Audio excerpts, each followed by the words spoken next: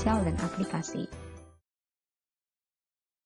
Bentuk umum dari persamaan diferensial orde 2 dapat dituliskan Y double aksen tambah PX, Y aksen tambah GXY sama dengan RX, di mana PX, GX, dan RX adalah fungsi-fungsi kontinu pada suatu interval. Di materi sebelumnya telah dibahas mengenai persamaan diferensial orde 1.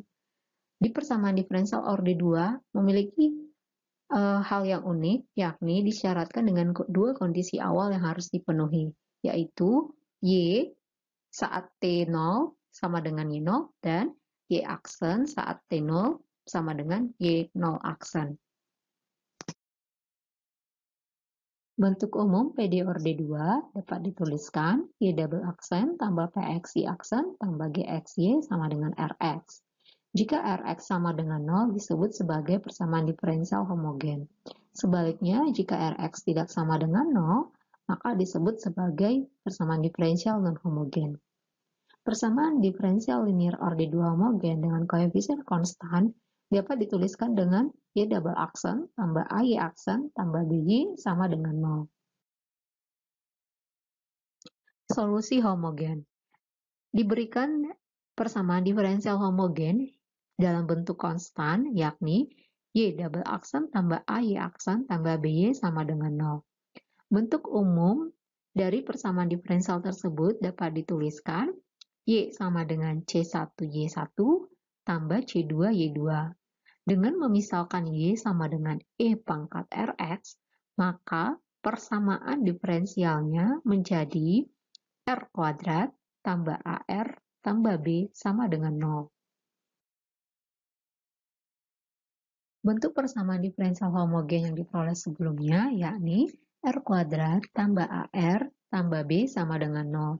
Bentuk ini merupakan bentuk umum dari persamaan kuadrat, sehingga nilai R yang diperoleh akan ada 3 kemungkinan, yaitu saat kedua akarnya real berbeda, R1, R2, dengan R1 tidak sama dengan R2, maka solusi yang akan diperoleh yakni solusi pertama Y1 sama dengan E pangkat R1X, lalu solusi kedua Y2 sama dengan E pangkat R2X. Sehingga bentuk solusi umumnya dapat dinyatakan dengan Y sama dengan C1 E pangkat R1X tambah C2 kali E pangkat R2X.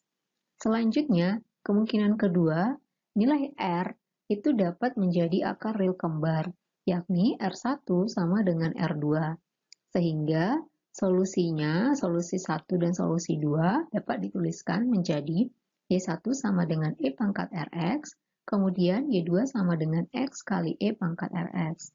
Sehingga solusi umum yang dapat dituliskan menjadi Y sama dengan C1 E pangkat Rx tambah C2 kali X kali E pangkat Rx. Kemudian kemungkinan ketiga adalah akar kompleks konjuge, yakni R1-nya sama dengan U tambah W1, sedangkan R2 sama dengan U kurang W1, sehingga solusi pertamanya dapat dituliskan menjadi E pangkat UX cos WX, sedangkan solusi kedua, Y2 sama dengan E pangkat UX sin WX. Sehingga solusi umum dari persamaan diferensial homogennya dapat dituliskan menjadi Y sama dengan E pangkat UX dikali C1 cos WX tambah C2 sin WX. Berikut contoh persamaan diferensial homogen. 1. Diberikan persamaan diferensial homogen Y double aksen tambah 5Y aksen tambah 6Y sama dengan 0. Bentuk persamaan diferensial homogen ini diubah ke dalam persamaan karakteristik dengan mengganti Y-nya menjadi R, maka diperoleh persamaan karakteristiknya R kuadrat tambah 5R tambah 6 sama dengan 0. Lalu ditentukan nilai R.